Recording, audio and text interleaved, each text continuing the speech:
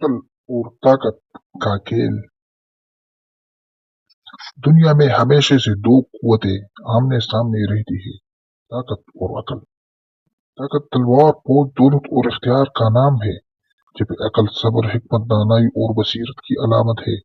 طاقت وقتی طور پر لوگوں کی جگا سکتی ہے، مگر عقل دلوں کی پتہ کرتی ہے۔ یہ کہانی بھی اس ابدی سچ کا ترجمان ہے کہ طاقت کے نشے میں جو حکمران آخرکار عقل کے سامنے ہار جاتا۔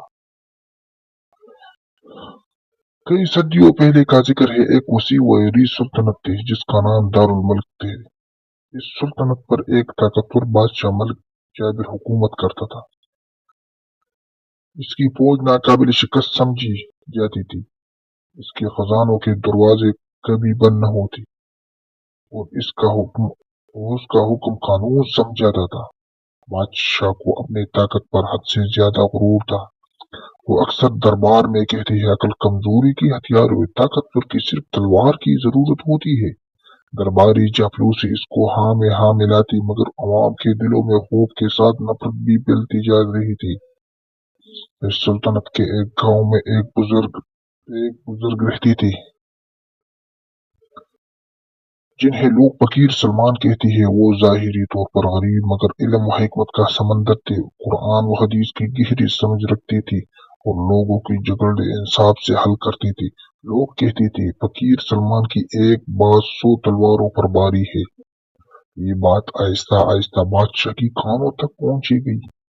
ایک دن بادشاہ نے دربار سے اعلان کیا، اس سلطنت میں صرف میرے عقل چلتی تھی، جو خود کو عقل مند کہتے وہ میرے سامنے آئے۔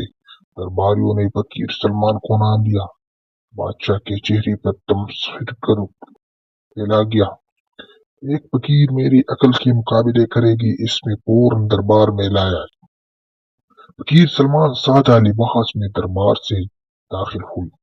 بادشاہ سنہری تخت پر بیٹھا، سر پر تاج، ہاتھ میں غصہ۔ بادشاہ نے طنزیہ لہجے میں کہا، سنا ہے تم بہت عقل مند ہو۔ فقیر نے عاجزی سے جواب دیا، عقل اللہ کی عطا ہے، جیسے چاہیے۔ یہ جواب سن کر دربار میں خاموشی چھا گیا۔ 5ویں باب۔ بادشاہ نے کہا، اگر تم واقعی عقل مند ہو تو 3 سوال کا جواب دے، ناکام ہوئی تو سزائے موت۔ فقیر سلمان نے مسکرا کر کہا، زندگی اور موت اللہ کے ہاتھ میں ہے، سوال پوچھو۔ بادشاہ، طاقتور کون ہے، میں یا میرا فوج؟ فقیر سلمان، طاقتور وہ ہے جو غصے کے وقت خود پر قابو رکھے۔ بادشاہ کی لاجواب۔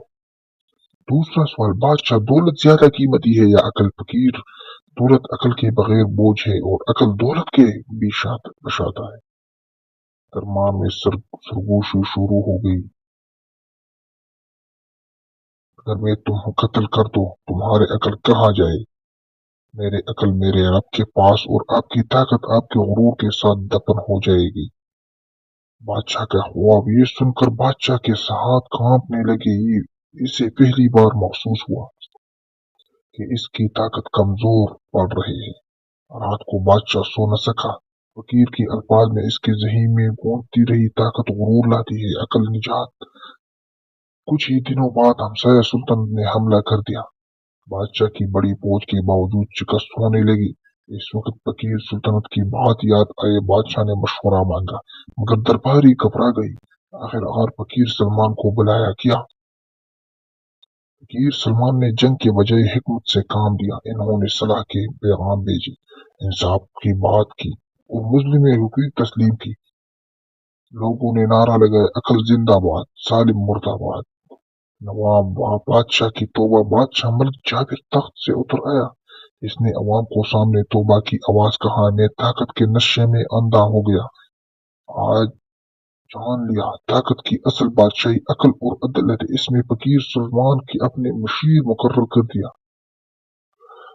فقیر سلمان نے کہا، اسلام میں ہمیں طاقت نہیں عدل سکھاتا ہے، غرور نہیں عاجزی سکھاتا ہے، ظلم نہیں رحم سکھاتا ہے۔ طاقت وقتی ہوتی، عقل ہمیشہ زندہ ہوتی۔ غرور انسان کی گرا دیتی ہے، عقل کی بغیر حکومت ظالم بن جاتی ہے۔ اللہ عقل مند اور صابر لوگوں کو عزت دیتی ہے۔ یہ کہانی ہمیں یاد دلاتی ہے کہ عقل اور طاقت کا کھیل ہمیشہ عقل جیتتی ہے۔ اگر آپ کو یہ اسلام یا حکامی ہے